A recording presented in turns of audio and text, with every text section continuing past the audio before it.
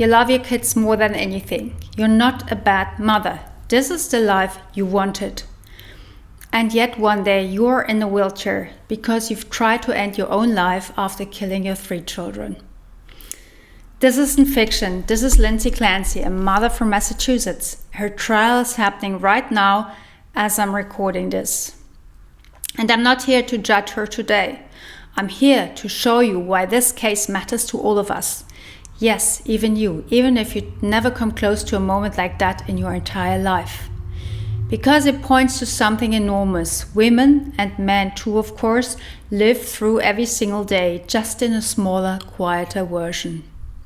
Stay with me until the end, because by the end I'm going to show you the real blind spot here, hers and probably yours too. Cora was 5, Dawson was 3, Callum was 8 months old. In January 2023, their mother Lindsay Clancy killed all 3 of them, and then jumped from a 2nd-floor window trying to end her own life. She survived. She's been paralyzed from the waist down ever since. What happened in the month leading up to that is coming out in the trial piece by piece. Between September 2022 and January 2023, just 4 months, Lindsay Clancy was given more than 30 prescriptions for 30 different psychiatric medications from different doctors, psychiatrists, ER staff, hospital clinicians, antidepressants, antipsychotics, benzodiazepines, sedatives, mood stabilizers. At one point, the same drug was re-prescribed by 2 different providers within 2 weeks of each other. Her defense says she was over-medicated and misdiagnosed. No single person ever saw the whole picture because so many different providers were involved.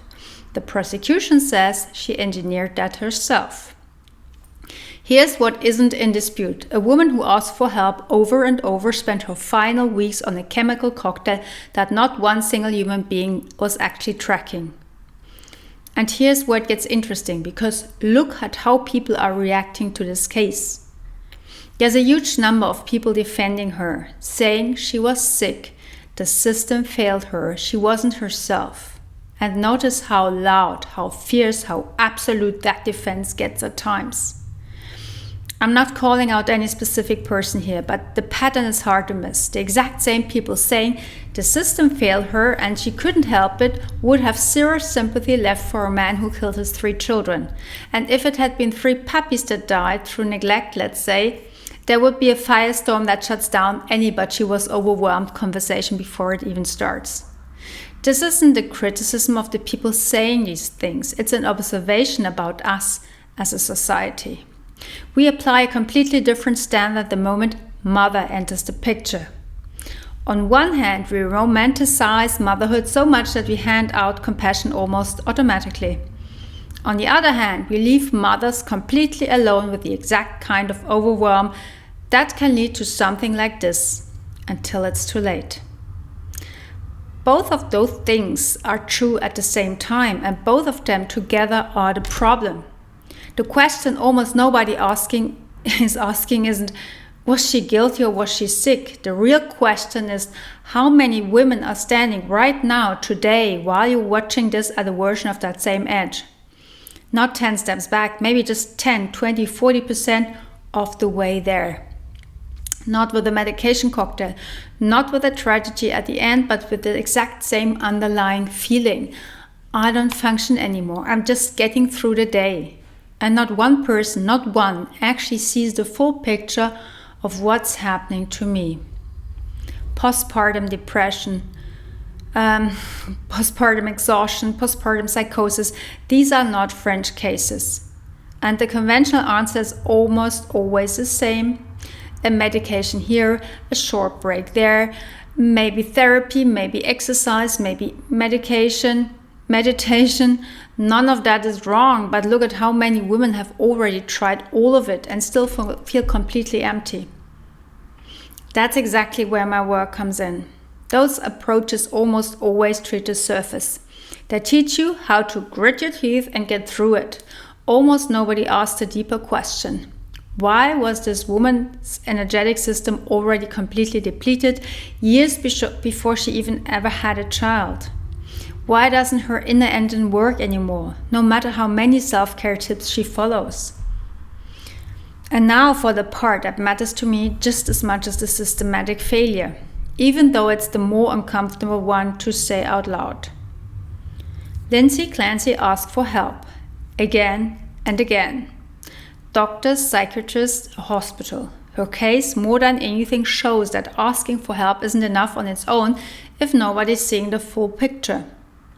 But for most of us, the ones not caught in a chaotic mess of 30 medications and just as many providers, the problem looks different. Most of us simply don't ask for help early enough. We wait. I see this every single day in my own practice. Most people don't come to me the moment they notice something's off. They come to me after they've already gone over the edge when there's generally nothing left. And yet, most of them felt something shifting months, sometimes years before that. Why do we wait so long? Because we still live in a culture that treats being weak as something shameful. Because I can't do this anymore feels like failure instead of what it actually is. An honest signal that deserves to be heard. There's no shame in being weak, and there's no shame in saying it out loud. And let's be honest with ourselves here too. We spend money on almost everything. The vacation, the new bag, the new phone, the wellness weekend that feels good for 3 days and then evaporates. But a real early investment in our own inner healing, well-being before the crisis even hits, most of us keep putting that off until there's no choice left, only in an emergency. That's exactly what we need to relearn as a society.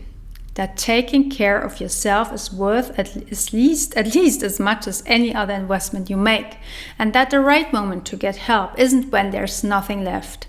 It's the moment you first notice something isn't right. If any of this feels familiar, if you recognize yourself somewhere in the last few minutes or you're watching this thinking of someone else who might, I want you to hear this clearly. Reach out to me. Not because I'm telling you medication or therapy are wrong. If you or someone you know is in an acute crisis right now, please get professional help. That's completely fine. But I work with a piece that almost always gets missed alongside all of that. Rebuilding your energy field, your inner system. Creating a long-term stability and not a strategy. That's the engine that actually determines whether your life feels balanced and full of energy or whether you're permanently running on empty, no matter what else you try. If you're at that point yourself, or if you want to understand how to help other women or men get out of exactly that state, send me a message, tell me what's going on. That's generally the first step, and it costs you nothing but being honest. Now let's get back to the case, because I want to show you exactly what I mean by all this. Picture 2 divers right at the surface of the water. The first one gets thrown around by every wave, every emotion, every event, every piece of bad news knocks them over.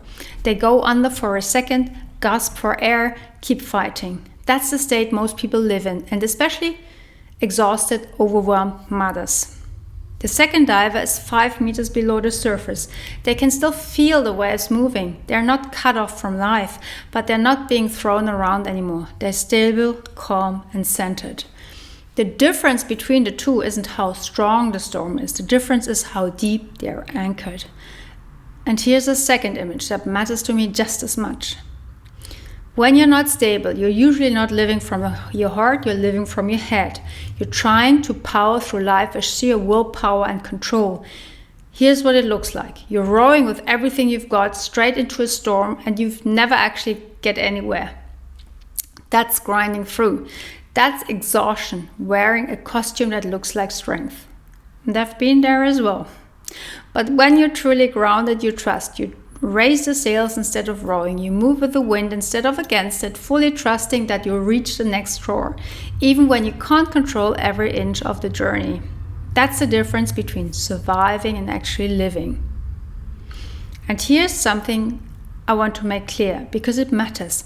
This isn't about having a perfect life with 0 challenges. That wouldn't just be unrealistic, it would be mind-numbingly boring. Standing still isn't the goal. Standing still is the death of any kind of growth. We grow precisely because of what challenges us. The goal isn't for nothing to ever go wrong again. The goal is to meet whatever happens with a different inner posture, with neutrality, with the understanding that the universe is working for you, not against you, and not just indifferently alongside you. Once that inner system is actually built, it stops mattering so much whether your day goes smoothly or whether one thing after another goes wrong. You understand everything has a purpose, and that understanding is what ultimately decides whether you fall apart or whether you hold steady. I don't know if any of this could have helped Lindsay Clancy. Nobody can say that with certainty, not me and not one of the 13 different providers who tried to help her with medication without ever seeing the full picture.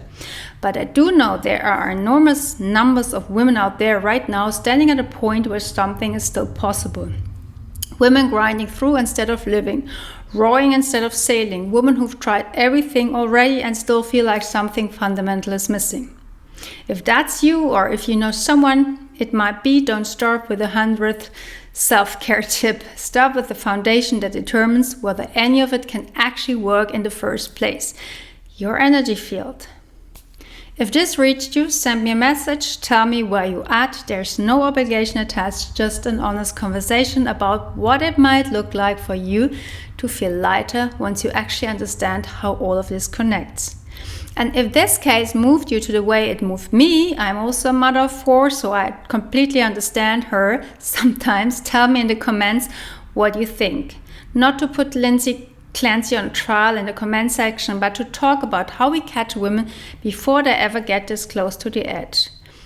As I said, we've all been there, we do understand her, and she has been kind of let down by society, by doctors, by medicine. But you have a chance. You don't have to do that. We can all get better. We can all walk each other home and help us a little bit on the way. Talk to you soon.